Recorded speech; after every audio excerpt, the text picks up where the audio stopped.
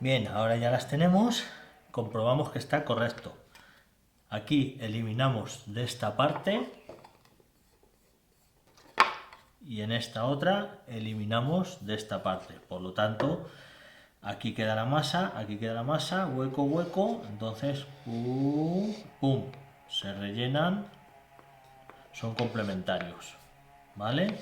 Muy importante asegurarnos de que hemos hecho bien el marcaje, sobre todo en su posición, ¿vale? Ahí está. Ahora, este ensamble generalmente suele quedar con un corte de las fibras a contrahilo, ¿vale? Al hilo sería así, ¿verdad? Y en este caso igual, siempre suele coincidir que es a contrahilo. Por lo tanto, ahora es el momento de buscar la primera herramienta que vamos a usar. Ya vamos a pasar a cortar el ensamble, pues es la sierra. Después del marcaje viene la sierra. Entonces, aquí tengo unos ejemplos. Como decimos, la primera consideración para elegir nuestra sierra, que es un corte a contrahilo. Por lo tanto, tengo que buscar una sierra que tenga los dientes afilados para corte a contrahilo. Segunda consideración, el espesor, el tamaño de las piezas, lo que voy a tener que atravesar con la hoja de la sierra.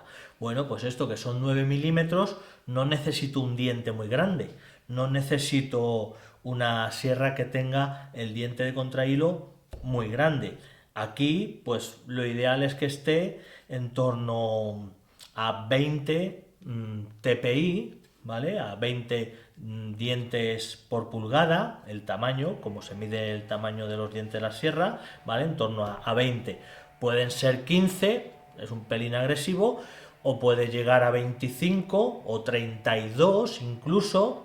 No, para 32 ya ese diente tan pequeño sería un poquito lento y yo creo un pelín forzado, pero bueno, tener una referencia de eso, en torno a 20 TPI.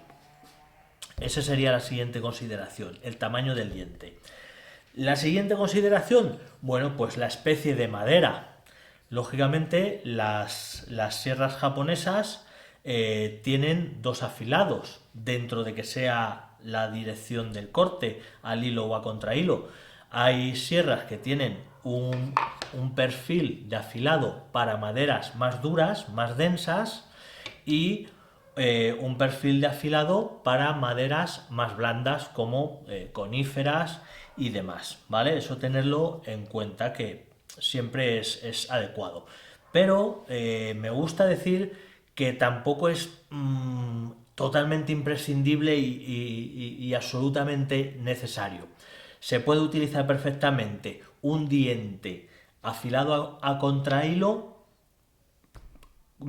para maderas blandas, para cortar maderas duras y viceversa. Un diente que está afilado con una geometría para cortar maderas duras, consideradas maderas duras, pues también va a cortar las maderas blandas, ¿vale? Por eso la especie que vamos a trabajar es la última consideración. Lógicamente, cuanto más puntos a favor reunamos, pues lógicamente mejor es el trabajo, como todo, ¿vale? Entonces, aquí por ejemplo, el tipo de sierra que podemos utilizar, bueno, pues una Dozuki, ¿vale? Con la costilla y un diente afilado para corte a contrahilo. Bueno, pues esta sería una opción muy conveniente con un diente de 25 TPI. Es una sierra de precisión. ¿Qué hay que decir aquí? ¿Por qué menciono esta sierra? Bueno, pues porque al llevar costilla hay que también que esa costilla no nos impida llegar a la totalidad de la distancia del ensamble, porque si a lo mejor es una media madera muy larga, luego cuando intentemos cortar choca contra la costilla, entonces a lo mejor esta sierra no era lo más adecuado, pero yo creo que esta sí, llega justito, justito, justito. ¿vale? De casualidad. Pero ya va justo. Luego, otra sierra, esta Catava.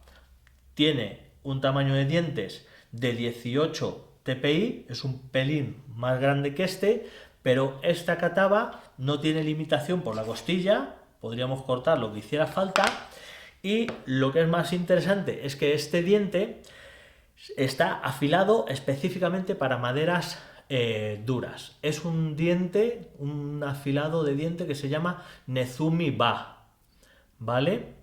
Y esta sierra del maestro Misukawa, pues fue un encargo que hice hace muchos años. Esta sierra no la encontramos en las tiendas esperando que vayamos a comprarla, como algunos se creen en las ferreterías. Esta sierra se hizo exactamente para el taller Hayabusa y bueno, a no ser que alguien haya deseado una igual, pues es única en el mundo. Tiene las especificaciones que yo le di al maestro herrero Misukawa, Juntaro, bueno, Daizo, que es el actual cabeza del taller, Daizo Misukawa, pero la marca es Juntaro.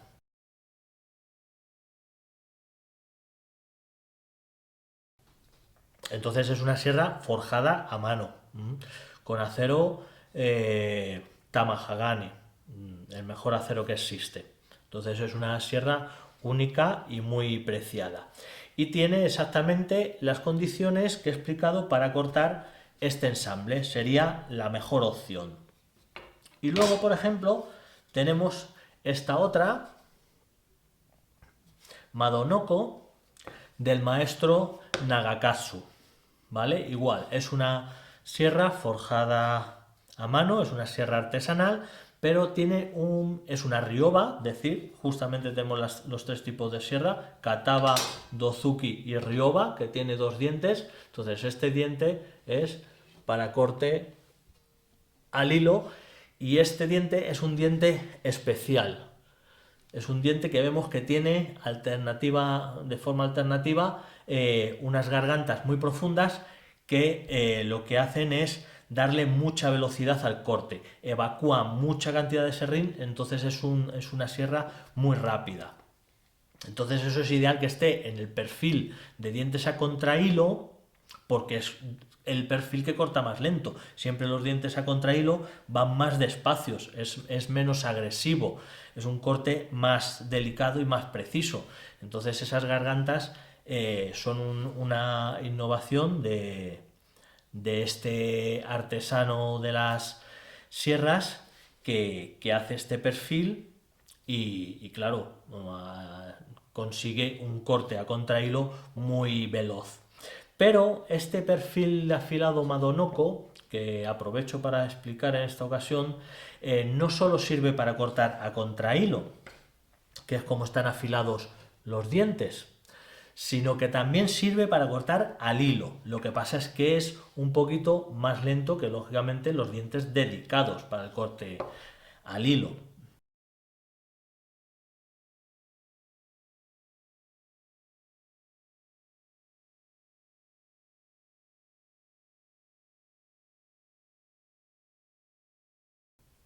¿Vale? Entonces es un corte, digamos, universal. Es un afilado universal, porque también podemos cortar en diagonal y eso es una referencia para entender cómo es la sierra Osaebiki, que es la que utilizamos para cortar las ranuras de los cepillos, de las cuchillas de los cepillos. Bueno, pues esa sierra especial justamente tiene un perfil de afilado muy parecido al Madonoko, pero en pequeño. Entonces, esta sierra también nos valdría para cortar esto, lo que pasa es que el diente es muy grande. Este diente a contrahilo, ¿vale? Es muy grande para esta pieza, por ejemplo. Entonces, no sería lo más adecuado. Va a cortar súper agresivo, muy rápido, ¿vale? Y se podría hacer, por poderse se puede todo, pero cuando tu ikigai en la vida es ser un Takumi verdadero, pues vas a buscar siempre la perfección. Entonces vas a buscar los recursos más adecuados para el trabajo. Entonces simplemente mostrarla para tener la oportunidad de explicar un tipo de sierra y entender que esta, aunque tiene un tamaño adecuado porque son 210 milímetros, igual que esta, 210, mientras que esta son 240, ¿vale? Esta es un poquito más larga, por eso, porque tiene el diente más pequeño, entonces necesita más recorrido. Pero esta, pues, no sería la más adecuada, aunque se podría hacer. Si nos fijamos, los dientes aquí cerca del mango, en el talón, son dientes afilados a contrahilo, totalmente.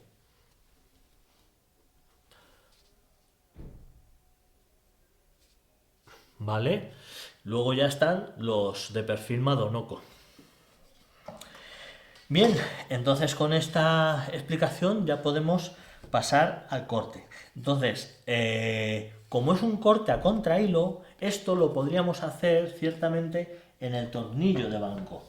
Este corte sí se puede realizar en el tornillo de banco con la sierra en horizontal. Es completamente distinto de cuando vamos a cortar al hilo, que la sierra debe ir en vertical, ya sea en esta posición o desde el suelo en esta posición, que es como están diseñadas las sierras japonesas para utilizarse correctamente. Si utilizamos la sierra japonesa para corte al hilo en esta posición, pues bueno, lo que estamos haciendo seguramente sea un vídeo viral y esas cosas que no tienen nada que ver con la carpintería auténtica, sino que es más la propaganda que con la que algunos se valen para llenarse los bolsillos y engañar a la gente impunemente.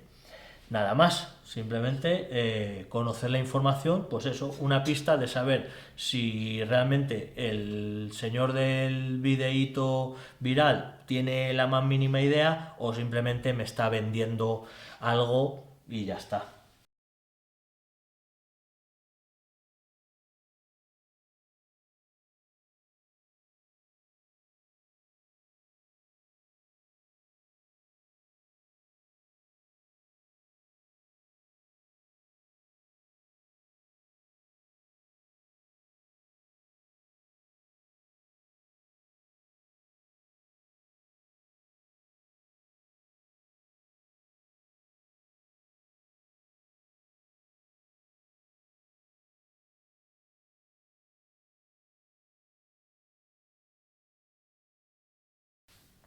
Bien, esto lo cortaríamos así o también se podría cortar en, con la sierra en vertical, a contrahilo perfectamente, igual que la segueta. Esto lo podríamos hacer así. Lo que pasa es que ciertamente es más cómodo en esta posición, sobre todo por la vista, porque de esta manera podemos ver fácilmente el corte, ¿vale? Así que vamos a realizar ese corte que decimos, sujetamos la pieza, cogemos la sierra, por cierto, vamos a aprovechar siempre, igual que los cepillos, el aburasubo, siempre viene muy bien pasar los dientes para que deslice mejor. Y ahora nos colocamos aquí. La sierra en el lado del desperdicio. No nos ponemos encima de la línea, no, hay que dejar espacio en la línea, ¿vale? Hay que ponerse al lado de la línea, dejar un margen de medio milímetro, de 1 milímetro, pues dependiendo de la confianza que tengamos. El corte a contrahilo, ¿vale? Se va a realizar empezando, este es otro de los también típicos y grandísimos errores que vemos constantemente en internet, se empieza por el lado alejado, por la esquina alejada de nosotros. No empezamos así y vamos hacia adelante, ese es el error, sino empezamos por este lado, por ahí, y de ahí, pum, pum, pum, pum, vamos a ir tirando, ¿vale? Esa es la posición. Como siempre, al principio, poca inclinación respecto de la superficie serrada. No empecemos así porque los dientes se clavan, la sierra traquetea y es fácil que se nos tuerza y salte, ¿vale? Entonces, empezamos ahí, Y otro detalle tremendamente importante, que la línea del cuchillo siempre quede a la izquierda de la sierra, ¿vale? Hay dos líneas. Bueno, pues primero corto una y la línea del cuchillo me queda a este lado, luego le daremos la vuelta a la pieza y la otra línea me quedará al otro lado de la sierra, ¿vale? Eso es lo que vamos a hacer.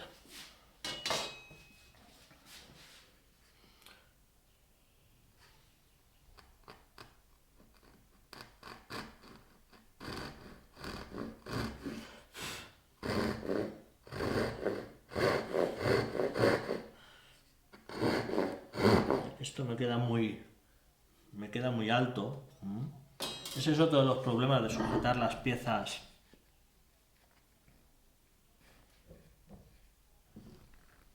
en los tornillos de banco. Ahora, posición a unos 45 grados y en línea. Sobre todo el mango, muñeca y codo son los que funcionan. Y ahí vamos cerrando. Entonces, al mismo tiempo, vamos fijándonos en la línea, que no se nos tuerza el corte por la línea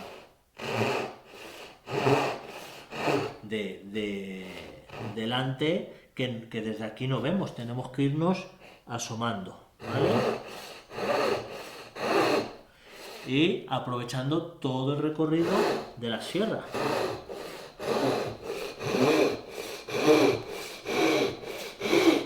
Pues esta sierra corta como la mantequilla.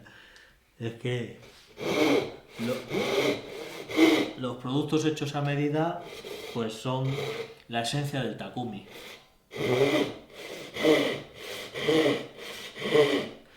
Hay que dejar que la sierra corte por sí misma, por su afilado. No hay que hacer fuerza hacia abajo, sino simplemente concentrarnos en que el bloque de mango y brazo estén alineados, que esto sea como un péndulo, que vaya así, que no se nos tuerza, y dejar que sean los dientes los que vayan arrastrando las fibras. Y ahí cuidadito ya cuando llegamos al final, ¿vale? No hace falta llegar con los dientes a la línea del gramil del fondo, ¿vale? Ahí. Vamos a verlo un poquito más de cerca.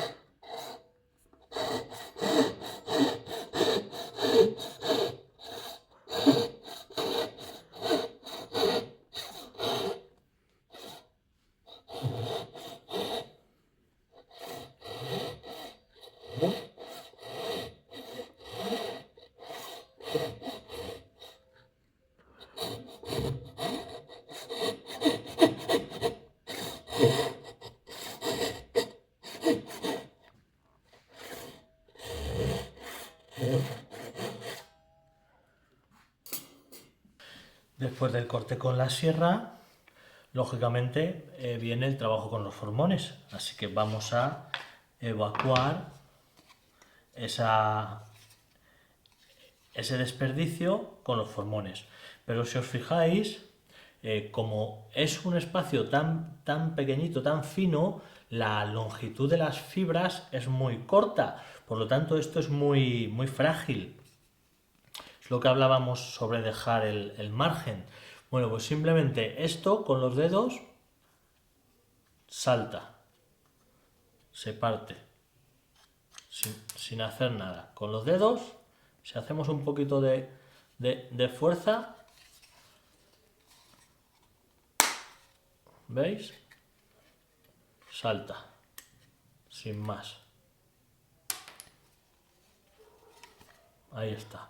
No hay problema porque la línea del gramil es un límite, está cortada la fibra ahí, entonces tendría que ser algo muy brusco para que saltara más allá. Entonces se queda ahí sin problema.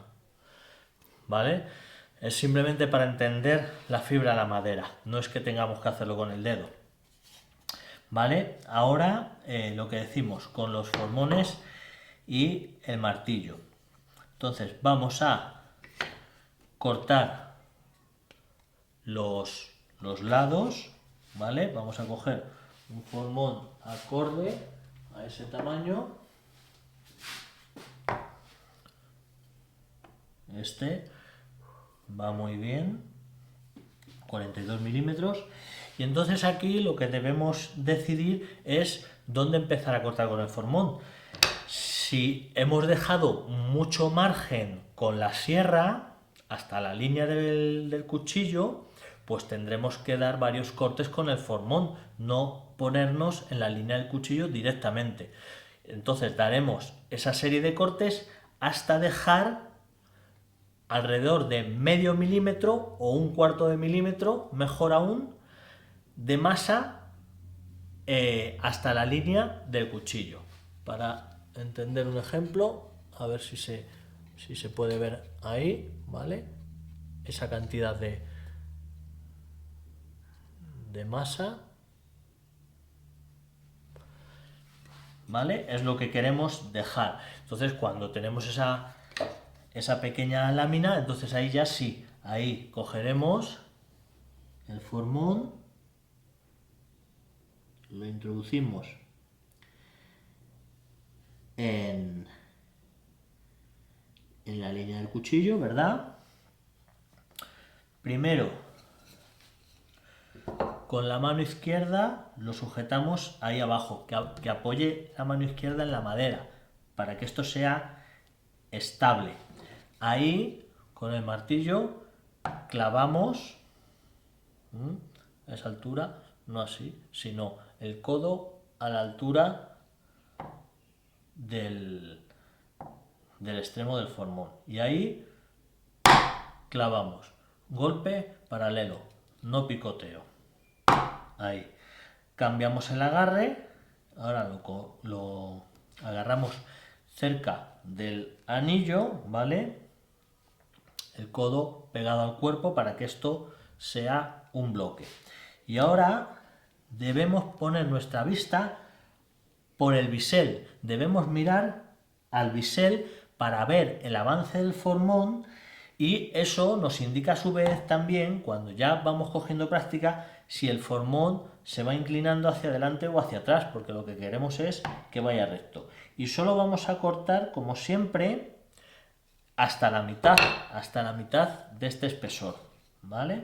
Entonces ya realizamos los golpes. Siempre mojamos la punta del formón japonés en el aburasubo hasta ahí, ¿vale? El corte que he hecho, he pegado el formón del límite a donde tenemos la línea de abajo, ¿vale? O sea, ahí me he pegado totalmente. Y he dejado sin cortar, de este corte que acabo de hacer, aquí esta masa, ¿vale? Esta masa de ahí. ¿Por qué? Pues porque esta línea del canto, desde este corte no la puedo controlar bien. Entonces es fácil que con el formón, si se nos desvía, mordamos esa línea. Entonces siempre es mejor coger un formón que sea más estrecho que la superficie que cortamos, para poder dejar esos márgenes, y ahora esto cortarlo en otra posición donde tenemos un control absoluto. ¿vale? Hacemos lo mismo en las 4 líneas que tenemos, 2 caras y 2 líneas, ¿vale? Aquí ya veis que estoy adoptando una posición muy japonesa, ya utilizando apoyos, ya no fijo la pieza con sargentos, ¿vale? Todos sujetos, sino que aquí ya queremos ser un poquito más eficientes, más productivos, entonces con un simple apoyo bien aplicado hacia donde se dirigen las fuerzas en los cortes, pues no necesitamos nada más, no se va a mover nada, ¿vale? Aquí. Entonces lo importante es nuestra posición, que nosotros estamos respecto del corte con la vista por encima del bisel. Si lo hacemos así, ahora tenemos la vista por delante del bisel, en este sentido, pues al cortar no controlamos bien la desviación en este sentido y no vemos bien cómo avanza, no vemos si el formón se está cayendo. De esta manera tenemos este bloque formado y sí que tenemos control con la vista porque vemos el costado y el avance del bisel. Bueno, pues seguimos realizando los cortes. Ahí, colocamos bien, clavamos, cambiamos el agarre, colocamos la vista adecuadamente. Ahí está. Y queda un corte limpio. Le damos la vuelta.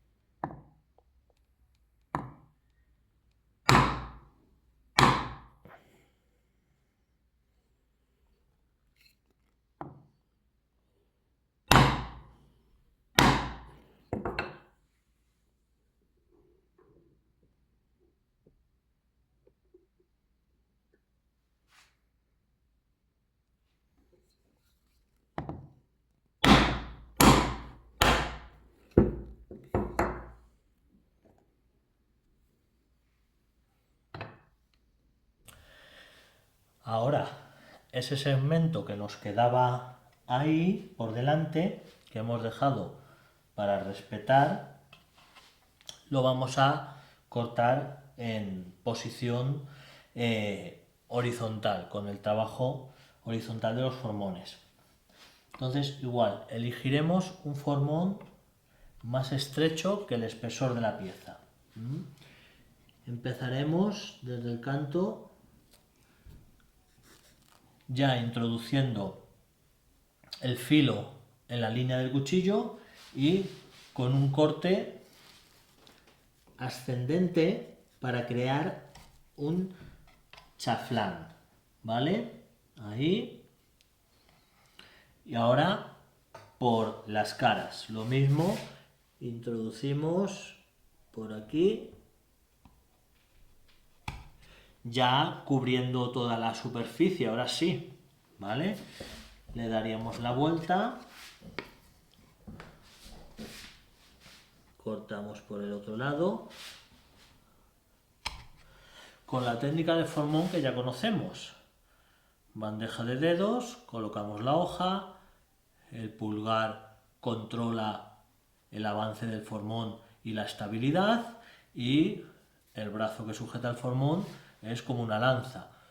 Hacemos fuerza con el peso del cuerpo y con las piernas, ¿vale? Y esto que vaya recto, que no nos haga esto, ni hagamos así.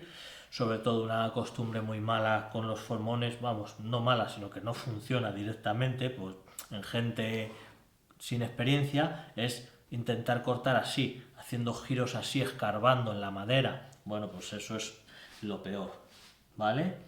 Bien, tenemos, igual que cuando arreglábamos los espaldones de las colas de Milano, una pirámide.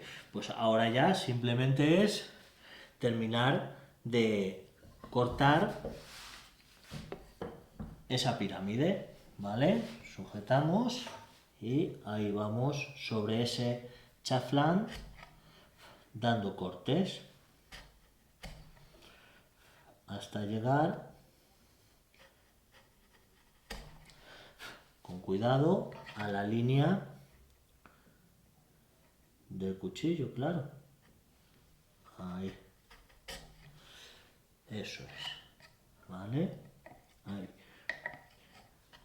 Como el formón es más estrecho, no corremos el riesgo de morder los lados en las caras, la línea en las caras, que causaría, pues eso, huecos inmediatamente. Y ahora las caras se arreglan con la esquina, con un corte oblicuo, trabajando con la esquina del formón a ambos lados. Apoyamos y ahí con la vista terminamos de muy suavemente eliminar esa pirámide. Al otro lado, ahí.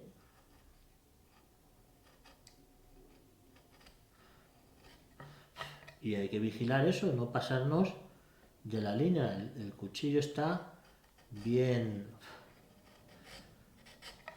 visible. Ahí estaría. ¿Vale? Esa superficie, en principio, ahí terminada.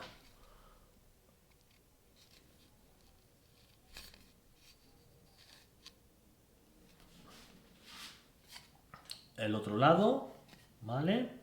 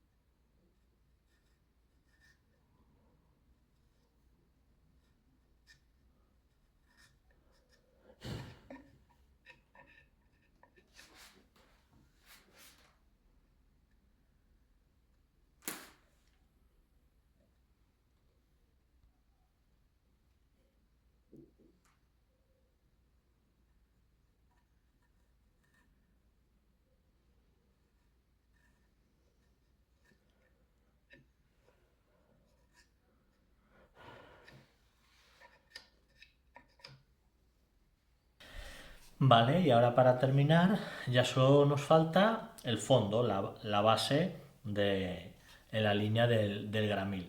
Entonces, para ello, primero vamos a hacer unos cortes de liberación en esa base. Es decir, vamos a meter un formón, pum, ahí, ¿vale? Para cortar, o sea, para separar las fibras de las paredes en la base, porque la fibra va así, entonces está enganchada a las paredes. Entonces vamos a hacer un corte de liberación, ¿vale? Ahí simplemente es incidir con el filo, incrustar el filo un poquito, ¿vale? Ahí, con el peso del cuerpo.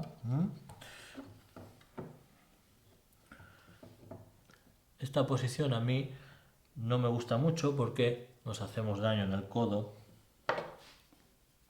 ¿Vale? Al otro lado, igual, sin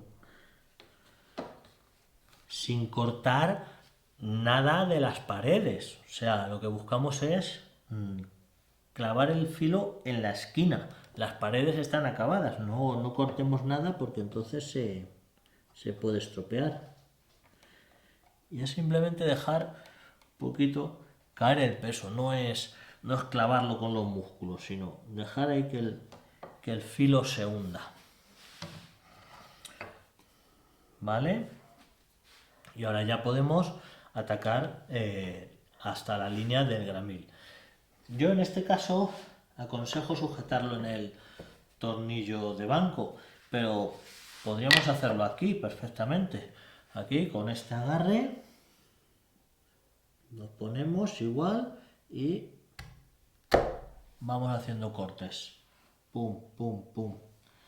Podemos agarrar el formón así y esta parte ponerlo en la madera como unas tijeras y el pulgar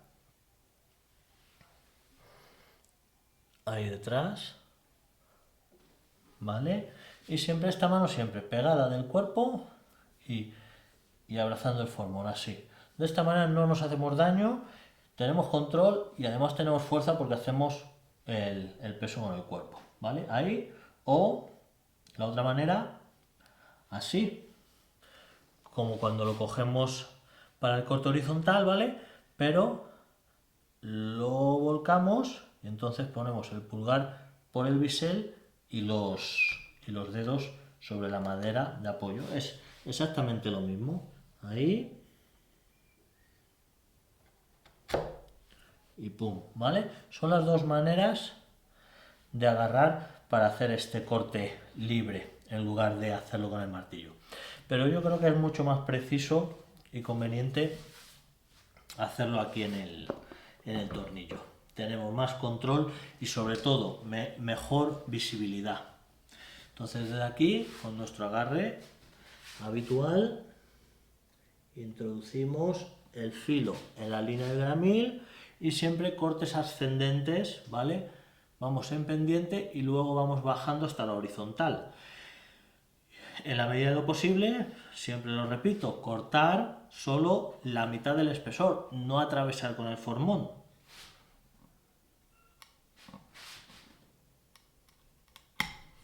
Así, cortes ascendentes para que no dañemos la superficie del otro lado. Ahí vamos metiendo las esquinas, ¿vale? Si se engancha la fibra, pues siempre podemos repasar si se engancha algo la fibra. Ahí. Pero lo importante de la técnica es entender cómo funciona la madera, cómo están enganchadas las fibras y cómo realizar los cortes para que se libere.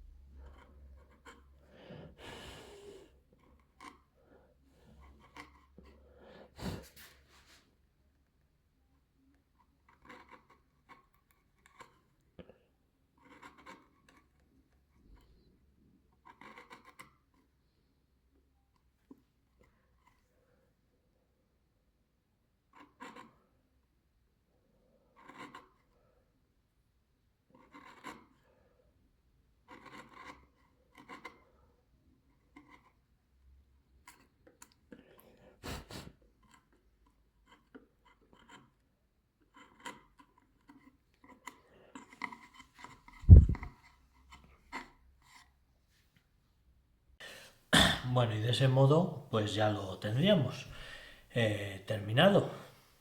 Esos son los pasos. Ya podemos deducir que es simple, no tiene más misterio, no hay que darle más vueltas. Lo único que nos falta, como siempre y como en todos los ensambles, es ver la inspección de esas superficies que hemos cortado para asegurarnos que están bien acabadas, porque si no estuvieran bien cortadas, pues que tengan panzas, yo que sé, esquinas con desperdicio, bueno, mal acabadas. Pues qué pasa que al intentar encajar el ensamble, lógicamente tendríamos problemas o quedarían defectos, ¿vale? Entonces, sencillo, para comprobar la base, cogemos una regla o la hoja de la escuadra, lo podemos mojar con un poquito de labura subo y ahí vamos a apoyarnos aquí, vamos a comprobar su planitud. Ahí vamos a apoyar y vamos ahí a frotar un poquito, ¿vale? Ahí vamos a tantear con la hoja de la escuadra a ver si notamos que hay un bulto, ¿vale? Entonces nos debería quedar así. Yo creo que va a ser difícil de ver. Bueno, pondré una foto.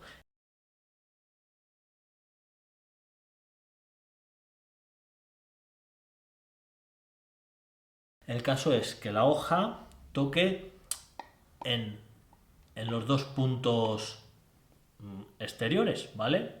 Que eso define nuestro concepto de planitud. Pero además en este tipo de ensambles hay un apunte muy importante.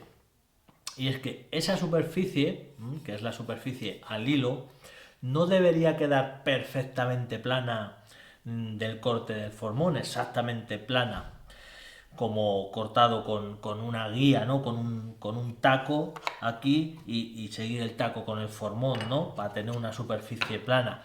Pues no debe quedar así. ¿Por qué?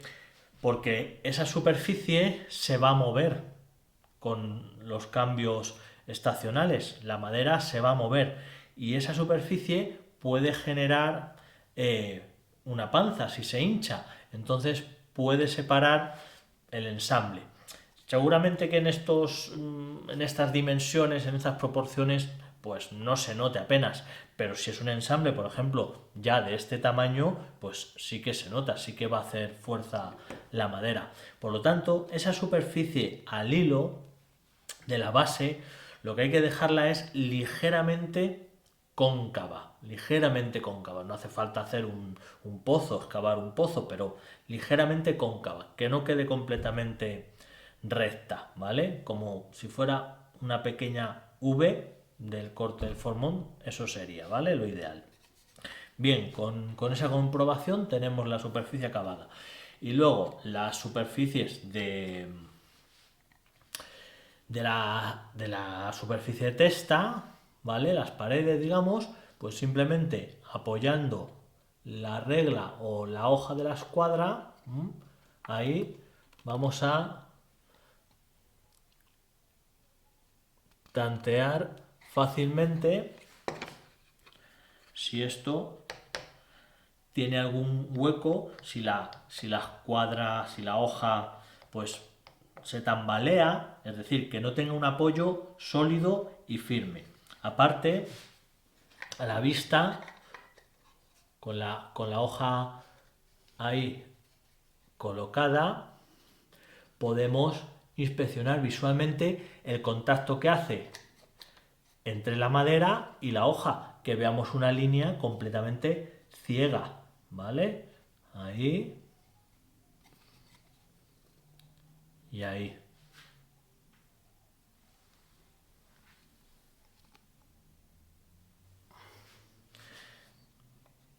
¿Vale? Esa es la idea en ambas superficies.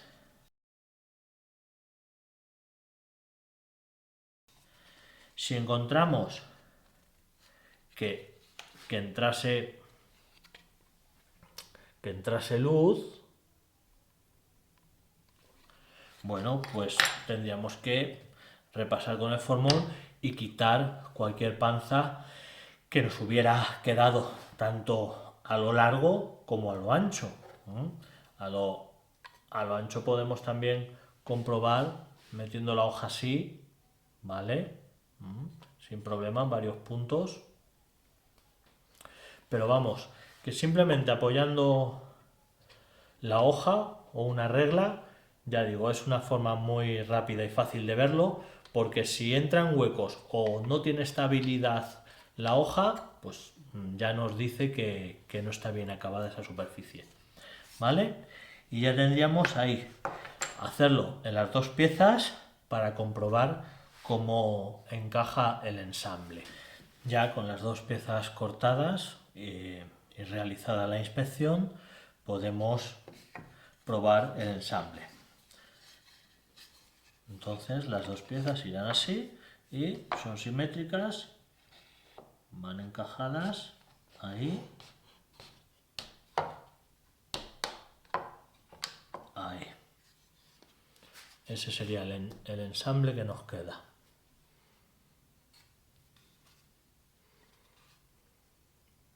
¿Vale? Lógicamente que no quede suelto. ¿Vale? Y ahí vemos la belleza de que no queden huecos. ¿Vale? Bien, un detalle que me he acordado según he seguido el proceso. Al marcar, vamos a desarmarlo. Al marcar con el gramil la profundidad o la longitud del ensamble, ¿vale? Se me ha olvidado mencionar un pequeño detalle, y es que no queremos exactamente que sea la mitad exacta, sino que en realidad queremos que la parte que tiene la masa sea un pelo más grande que el vaciado. ¿Para qué? Para que al encajar las piezas, para que cuando se monte el ensamble, pues la superficie al hilo que queda en el ensamble sobresalga, esté por encima de la pieza que está vaciada, ¿vale? Esta superficie y esta superficie, ¿vale? Quedarían ligeramente por encima. Eso, por un lado, va a dar un acabado más elegante. Y por otro lado, nos va a facilitar el acabado, con el cepillo me refiero, porque cuando pasemos el cepillo con las piezas unidas, pues vamos a cepillar al hilo solamente y el corte va a ser muy limpio, sin tropezar en las esquinas de la superficie que está vaciada. Si fuera al revés, que la parte vaciada está por encima, pues al pasar el cepillo por aquí, pues como que tiene un escalón y es fácil que tropiece. Además de que para enrasar las dos piezas vamos a tener que cortar a contrabeta esta fibra longitudinal en el cruce de las dos superficies, ¿vale? Entonces es simplemente eso, que pongamos el gramil un pelo, dejando un pelo la superficie. Como hemos dicho, que lo que marcamos en ambas piezas, independientemente de las referencias, es la parte del vaciado, lo que podemos hacer para conseguir esta condición tan ventajosa es, después de ajustar el gramil, si lo hemos dejado exacto en el medio, poner una cinta adhesiva aquí, simplemente una cinta de pintor, una cinta washi, cualquier cinta adhesiva que no tiene mucho grosor, la ponemos. Entonces con eso lo que haremos será pum, separar un poquito, entonces haremos ese pelo más pequeño, el vaciado, que la masa restante. Esa sería mi idea. Y ya estaría terminado. Bueno, falta mencionar que, por ejemplo, si el ensamble nos ha quedado muy apretado, ¿vale? Por la razón que sea,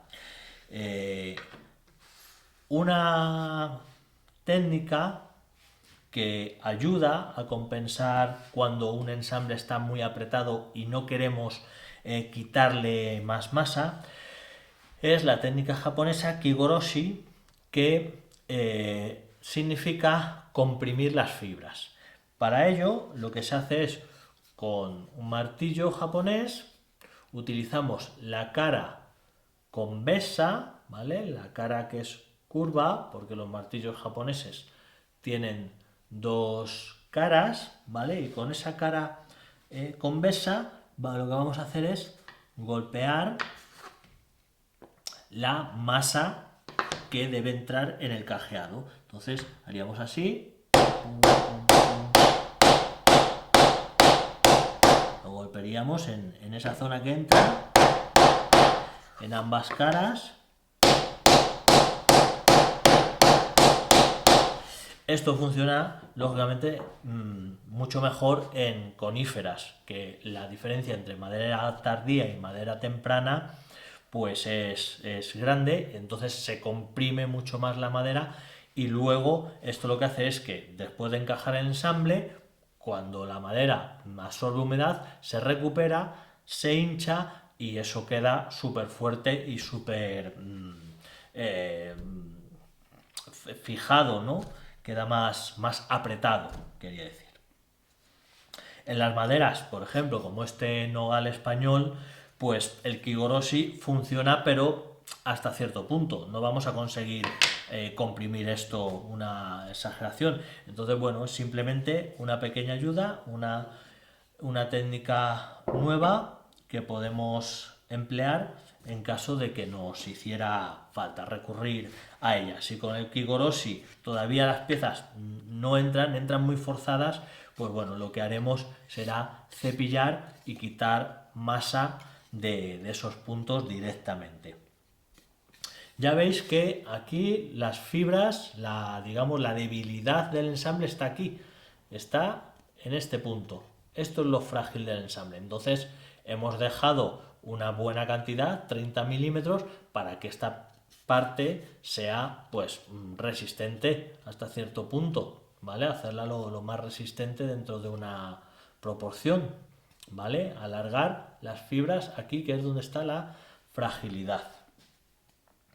Y sobre este ensamble creo que nada más. Bueno, decir pues que este ensamble también es exactamente lo mismo que se utiliza en kumiko, el arte japonés del kumiko, que forman patrones geométricos en celosías, en las puertas correderas llamadas shoji, en biombos, demás, paneles.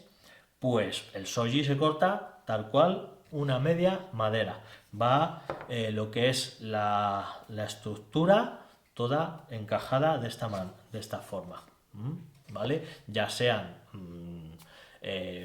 encajes de 3 piezas o simplemente cuadrados de 2 piezas. Pero este es el fundamento, la media madera. Y el shoji recurre a este ensamble también. Así que por mi parte creo que está todo sobre este ensamble y ya pasaremos al siguiente trabajo, que debería ser la cola de Milano deslizante en estos otros extremos para incorporarlo en el armario, en el interior del armario. Hemos visto el ejemplo de este ensamble utilizando tablas, que en lo que repercute es que el cajeado que hacemos, ese vaciado, pues es muy finito, es estrecho. Entonces ya vemos que directamente las fibras van a estar debilitadas y se rompe fácilmente. Pero lo normal de este ensamble es utilizarlo en listones, de sección rectangular o cuadrada. de este tipo como el ejemplo que hemos seguido. Entonces, en este caso, el cajeado es mucho más grande, mucho más ancho. Entonces, si diéramos los cortes a los lados de las líneas del cuchillo, ¿verdad? Nos quedaría algo así, para ahora vaciarlo. Entonces esto no se parte fácilmente, porque las fibras son muy largas. Entonces lo que haríamos sería estar aquí cortando esto así. Tendríamos que dar un montón de cortes, pum, pum, pum, pum, porque si intentamos cortarlo de la base por aquí, entonces sí que tendríamos un problema, porque las fibras se van a arrancar bruscamente y ahí sí que se va a traspasar la línea de marcaje, que sería del gran 1000, y claro, va a quedar estropeado el ensamble, no va a valer, porque es mucho esfuerzo. Entonces lo que haremos cuando sea un ensamble de a media madera en listones será debilitar esta masa leñosa, esta fibra que es larga y que no se corta tan fácilmente, realizando, como aquí, varios cortes con la sierra. Entonces, de esta manera, la fibra es cortita y todas estas secciones pues se rompen, se parten muy fácilmente. Lo que hacemos es crear fragilidad en esta madera, que es desperdicio, y entonces por la línea de marcaje pues no se va a estropear nada, ¿vale?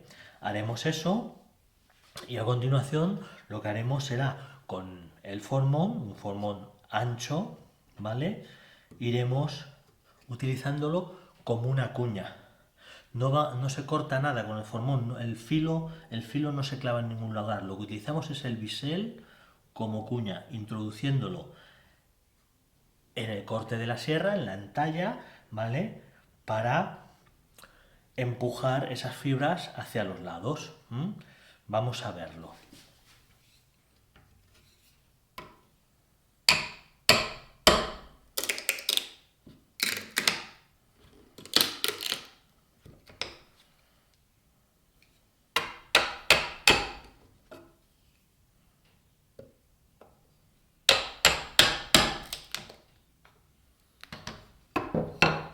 Y de esta manera vemos cómo fácilmente se parten todas las fibras.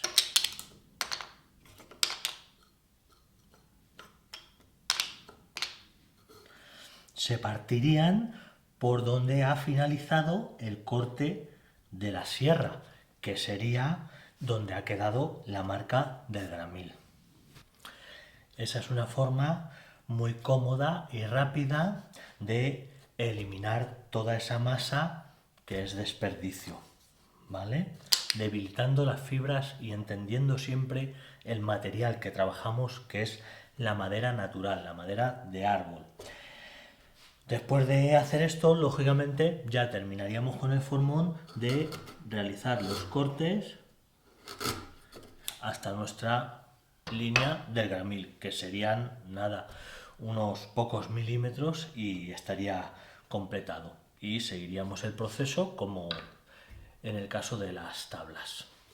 Esa era la información complementaria que quería añadir. Bueno, como se suele decir, fe de erratas. Cuando he explicado la técnica de marcaje con la cinta adhesiva en la escuadra, vale, esto es perfecto y funciona como he explicado.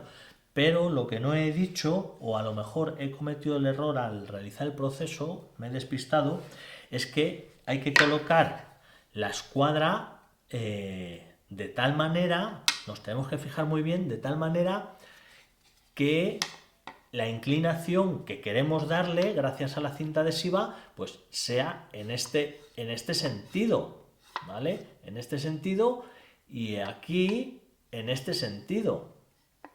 Entonces por este lado habría que usar la cinta así, habría que usar a lo mejor en este caso una escuadra más pequeña o hacer esta línea recta sin la cinta y ya está. La cinta, ya digo, es un pequeño detalle, una ayuda, pero no es imprescindible para hacer este ensamble, ni mucho menos.